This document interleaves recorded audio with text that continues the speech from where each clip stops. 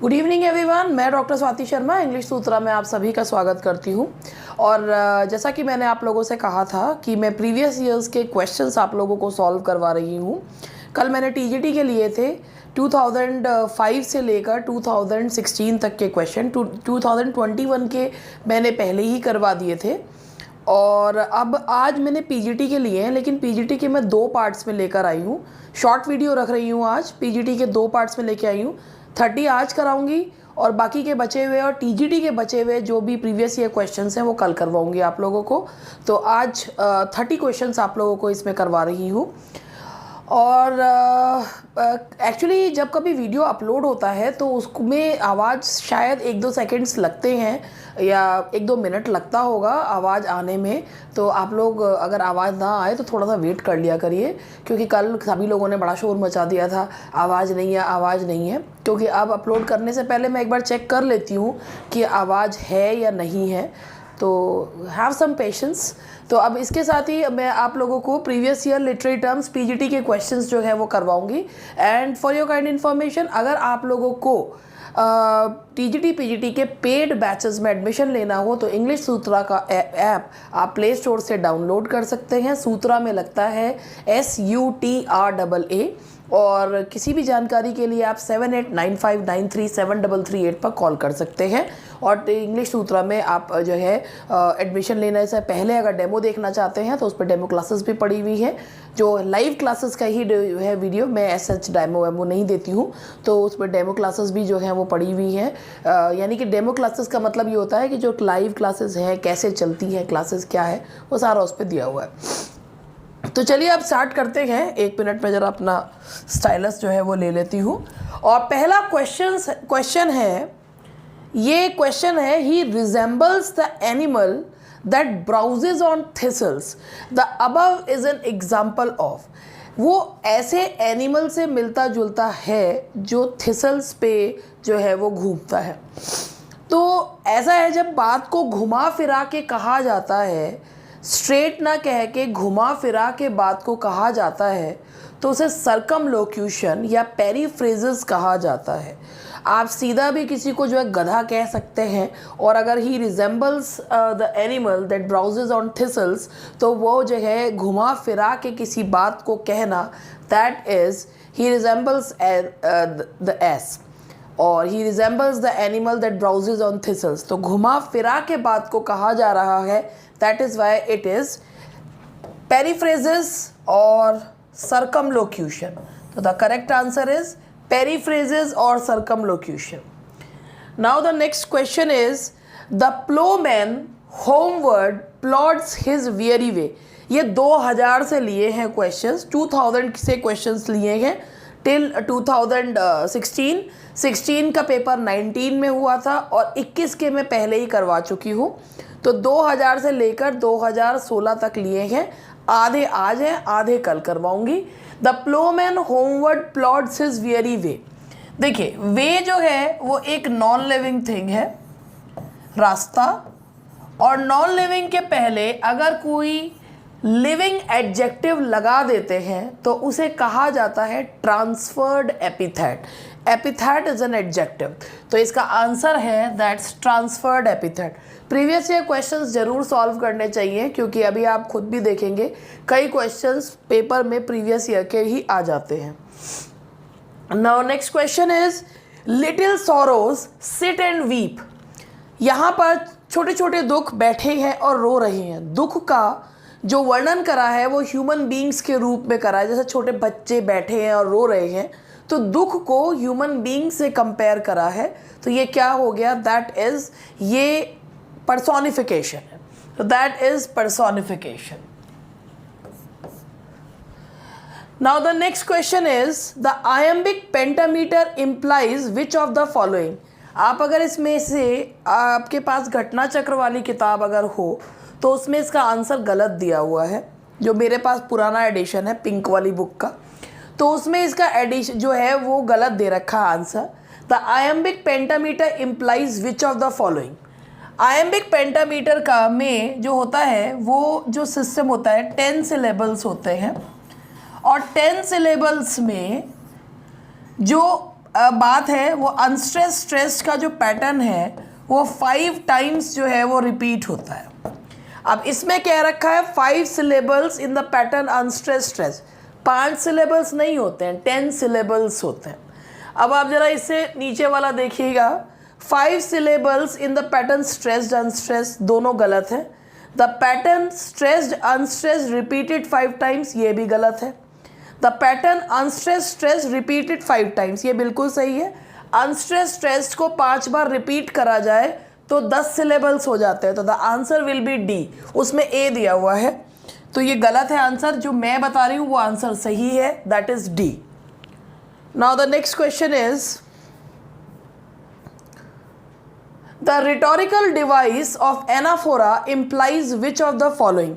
Anaphora का मतलब होता है जब फ्रेज या वर्ड कंजिक्यूटिवली एक से दूसरी, 1 2 3 4 सब लाइन में कंजिक्यूटिवली रिपीट होते हैं, सेम वर्ड या सेम फ्रेजेस रिपीट होते हैं, उसे एनाफोरा कहते हैं। A certain metrical arrangement in lines, use of circumlocution in phraseology, juxtaposing the abstract within the concrete, repeating the first word or words of successive sentences or clauses। तो इसका यही मतलब है कि repeating the first word, पहला word या phrases जो हैं वो consecutively जो successive sentences में जब हम repeat करते हैं तो that is known as anaphora। तो the answer is D। Now the next question is which of the following sentences has the figure of speech called apostrophe। Apostrophe का मतलब होता है an address to a person, a dead or an abstract idea. तो apostrophe देखिए, man is the measure of all things नहीं। Apostrophe में बहुत से लोग ये मानते हैं कि अगर ये आएगा तभी अपोस्ट्रोफी होगा, ऐसा कोई ज़रूरी नहीं है, ऐसा कोई ज़रूरी नहीं है, क्योंकि आप ये देखिए कई बार जब किसी को हम पुकारते हैं तो उसके बाद हम कॉमा से, मतलब जैसे अगर हम किसी को एड्रेस कर रहे हैं तो हम कॉमा भी लगा सकते हैं। केवल यही जो सिंबल है ये एपोस्ट्रोफी का सिंबल नहीं है, ये एक्सक्लेमेशन का भी हो सकता है। तो आप यहाँ देखिए, man is the measure of all things, इसमें किसी को भी संबोधित नहीं किया गया। Patriotism, what horrors are done in your name. अब यहाँ पूछा गया है कि पैट्रियोटिज्म, देशभक्ति, तुम्हारे नाम पर क्या क्या किया गया है। तो संबोधित किसे किया जा रहा है, पैट्रियोटिज्म को। संबोधन के बाद संबोधन के शब्द को अन्य शब्दों से अलग करने के लिए कॉमा का यूज़ किया गया है, तो इसीलिए यहीं पर उसमें संबोधित किया गया है पैट्रियोटिज्म का। My love is a red red rose, comparison है, अपोस्ट्रोफी नहीं है। All that glitters is not gold, epigram है, that is not apostrophe. Which of the following words is onomatopoeic. इनमें से कौन सा शब्द जो है वो ओनोमोटोपिक है। जैसे कि आप जानते ही हैं ओनोमोटोपिया मीन्स साउंड आना, ठीक है। तो इसमें कौन सा वर्ड है, ये शायद 2004 का क्वेश्चन है आया हुआ। इसमें जो है ये आंसर है इसका बग। जैसे जो एक चार्ल्स डिकेंस की जो नॉवल है क्रिसमस कैरल, उसमें जो उन्होंने स्क्रूज जो कैरेक्टर है वो बोलता है हम्बग, तो उसमें हम्बग जो है ऐसी कोई भी चीज़ जो डिसेप्टिव है उसे जो है humbug, the sound that is made, जो है कि एक साउंड, एक झूठी जो है, और एक ना इसमें हम्बग जो है इसमें एक तो साउंड है झूठी, या जैसे कहते हैं जिब्रिश। जिब्रिश का मतलब आप लोग जानते होंगे, जिब्रिश मतलब होता है बिना बात के कुछ ना कुछ जो है बोलना, जैसे हमारी मेरठ वाली भाषा में बोलते हैं बकर बकर करना। तो जो जिब्रिश होता है उसे बकर बकर करने को बोलते हैं। तो जो जिब्रिश है, तो बग वर्ड से हमें जिब्रिश जो है यूज़ करते हैं, एनीथिंग दैट इज़ जिब्रिश। तो जिब्रिश है, तो जिब्रिश से साउंड आ गया बकर बकर बकर, तो दैट इसीलिए उसको जो है बग में ये जो है ओनोमोटोपिक साउंड है, जो ये कैरेक्टर है चार्ल्स डिकेंस का द्वारा क्रिएट करा गया स्क्रूज। और ये एक क्वेश्चन पीजीटी में इस बार भी आया था, हम्बग डॉरेट जो है वो किस में का कैरेक्टर, कुछ ऐसी क्वेश्चन था, हालांकि वो एफ हो गया था। तो हम्बग जो है वो बोलता है कौन, स्क्रूज बोलता है। And humbug means anything which is deceptive. वो क्रिसमस की जो भी सेलिब्रेशंस हैं, जब भी उससे कोई कहता है मेरी क्रिसमस, तो वो उस बात पे बहुत चिढ़ जाता है और उस पर जो है वो उस पर जो है वो हम्बग कह के उसको जो है कहता है कि एनीथिंग विच इज़ डिसेप्टिव। ये जो वर्ड आया भी था, ये आया था उसके लिए यूज़ करने के लिए, एक स्लैंग की तरह यूज़ होना शुरू हुआ था। और जिब्रिश के लिए जो है बेसिकली एक कॉलेज स्टूडेंट ने इसको जो यूज़ करा था वो जिब्रिश के लिए यूज़ करा था, बकर बकर के लिए। तो इसीलिए इसी वर्ड में साउंड जो है वो आ रहा है, that's why it has onomatopoeic effect. The statement happiness is but an occasional episode in the general drama of pain contains the figure of speech called। अभी मेरे हस्बैंड मुझे रोक ये कहने के लिए आए थे थोड़ा धीमे बोल लो, क्योंकि मैं बोलते हुए सांस लेती नहीं हूँ, बोलती चली जाती हूँ। तो मुझे भी अपनी ये समस्या जो है वो मेरे हस्बैंड बताते हैं कि तुम ट्रेन छोड़ देती हो और उसमें जो है वो फ्लो में फिर गला सूखने लगता है मेरा। तो ये देखिए, the statement namely happiness is but an occasional episode in the general drama of pain. अब मैं धीरे बोल रही हूँ और अब मैं इससे पहले अगर तेज बोली हूँ तो I am sorry for that. Happiness जो है इसमें हार्डी का ये एक कोट है जो उन्होंने कहा है कि हार्डी एक्चुअली एक ऐसे नॉवलिस्ट थे जिनकी फ़िलॉसफी जो है वो पेसिमिस्टिक मानी जाती है। हालांकि हार्डी खुद को पेसिमिस्टिक नहीं मानते हैं, लेकिन उनकी फ़िलॉसफी में पेसिमिज्म हमें देखने को मिलता है। तो हार्डी ने ये कहा है कि हैप्पीनेस क्या है। हैप्पीनेस को कंपेयर करा है कि जो हमारी ज़िंदगी का जो ड्रामा होता है उसमें जनरल ड्रामा ऑफ पेन, हमारी ज़िंदगी की जो ड्रामा है, ज़िंदगी रूपी जो ड्रामा है, इसमें अधिकतर पेन ही पेन होता है, कभी कदा खुशी मिल जाती है। तो ज़िंदगी को कंपेयर करा है ड्रामा से और हैप्पीनेस को कंपेयर करा है एक एपिसोड से, और कंपैरिजन के वर्ड्स यूज़ नहीं करे हैं, दैट्स वाई इट्स मेटाफर। ये आंसर है इसका, metaphor. Now the next question is, when the sound of a word resembles the sound it denotes, the figure of speech is। जब किसी वर्ड का जो साउंड है वो डिनोट करता है, जैसे creaking sound of shoes and जो है रसलिंग साउंड ऑफ विंड। तो ये जो रसलिंग, क्रीकिंग, ये वर्ड अपने आप में बोलते हुए हैं। जब आप इन शब्दों को सुनते हैं, the rustling of silk sari, the creaking of shoes, तो वो आवाज़ हमें दिमाग में, हमारा जो दिमाग में वो रजिस्टर हो जाती हैं। तो उसे क्या कहा जाता है? Onomatopoeia. That is known as onomatopoeia. Now the next question is, what is the name of an implied simile. देखिए, इम्प्लाइड का मतलब होता है मान लेना। सिमिली में हम सिमिली के वर्ड्स यूज़ करते हैं एज एंड लाइक, मगर इम्प्लाइड का मतलब होता है ये चीज़ है। The camel is the ship of desert, the camel is like the ship of desert नहीं, the camel is the ship of desert. तो वहाँ पर कैमल को डेजर्ट का शिप जो है वो मान लिया है। तो मेटाफर में is an implied simile where we say the thing is that thing. हम उस वहाँ पर लाइक या एज यूज़ नहीं करते, तो metaphor is an implied simile. Now the next question is, what is a direct address to the dead, to the absent or to a personified object or idea. जब किसी व्यक्ति को, किसी dead को, किसी ऑब्जेक्ट को हम संबोधित करते हैं तो that is known as apostrophe. तो इसका आंसर है apostrophe. What is the figure of speech when the real meaning is exactly the opposite of what which is expressed by words apparently।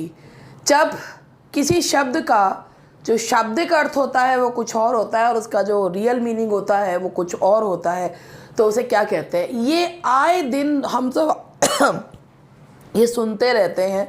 अगर कोई बहुत लेट आता है तो आज तो बड़े टाइम से आ गए, या अगर किसी को कोई बात बहुत देर से समझ में आए तो जब 100 विद्वान मरे होंगे तब तुम एक पैदा हुए होंगे।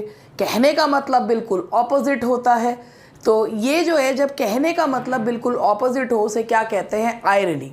तो दैट इज़ आयरनी। सटायर में सीधा बोलते हैं और आयरनी में इनडायरेक्टली बोलते हैं। All perfumes of Arabia will not sweeten this little hand। ये भयंकर वाला एग्जैजरेशन है। जब लेडी मकबेथ को लगता है कि डंकन का ब्लड जो है वो उनके हाथ पे लगा हुआ है, तो वो कहती हैं कि चाहे पूरे अरब का परफ्यूम भी इस हाथ पे लगा दिया जाए तो वो भी इस हाथ को सुगंधित नहीं बना सकते। तो ये बहुत भयंकर वाला हाइपरबोल है, that is hyperbole, exaggeration. Now the next one is the pen is mightier than the sword. Pen is mightier than the sword. जब किसी के औजार को जो है नाम किसी व्यक्ति की जगह उसके औजार को से उसको सिग्निफाई किया जाता है, उसको बताया जाता है, तो वहाँ पर हम कौन सी फिगर ऑफ स्पीच यूज़ करते हैं? Metonymy. Metonymy means, Meta means परिवर्तन, नेम मीन्स नाम, नाम change of name. When a person's name when a person is denoted with the help of the instrument, then it is known as metonymy. So that is metonymy। कहाँ गया जी metonymy? ये रहा metonymy। A short poem narrating, sorry, what is a ballad? Ballad क्या होता है? Ballad से बड़ा प्रेम है क्वेश्चन पूछने वालों को। तो ballad क्या होता है? एक लोकगीत जो कहानी कहता है। तो that is a poem, short poem narrating a tale. एक कहानी कहती हुई जो पोएम होती है, जैसे ला बेले डेमसांस मर्सी और चेविचेस, ये सारे जो हैं वो एग्जाम्पल जो हैं वो किसके हैं? बैलेड के एग्जाम्पल्स हैं। अ लिरिक इज, लिरिक क्या होता है? सबसे बड़ी बात है, लिरिक जो होता है वो बहुत छोटा होता है, गाने को कहते हैं।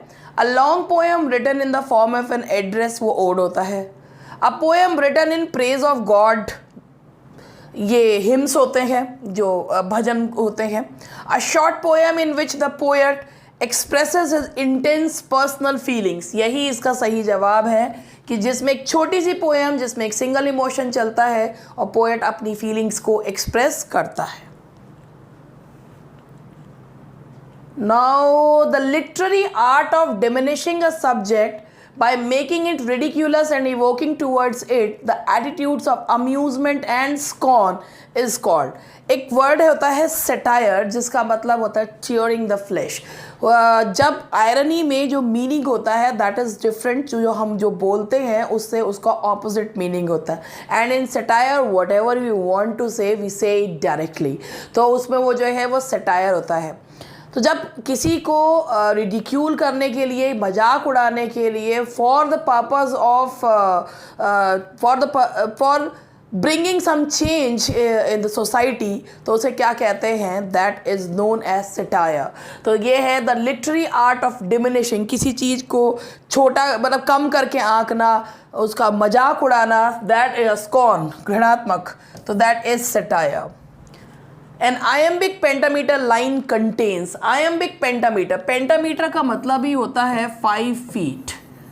तो आयम्बिक पेंटामीटर में कितनी फीट होते हैं? They are 5 feet in iambic pentameter. Now the next one is a long poem telling the story of the leader of the whole community written in a narrative form and lofty style is called, एक बहुत लंबी poem जो किसी hero की कहानी, उसके adventures की कहानी बताती है, तो उसे क्या कहते हैं? Epic. That is an epic.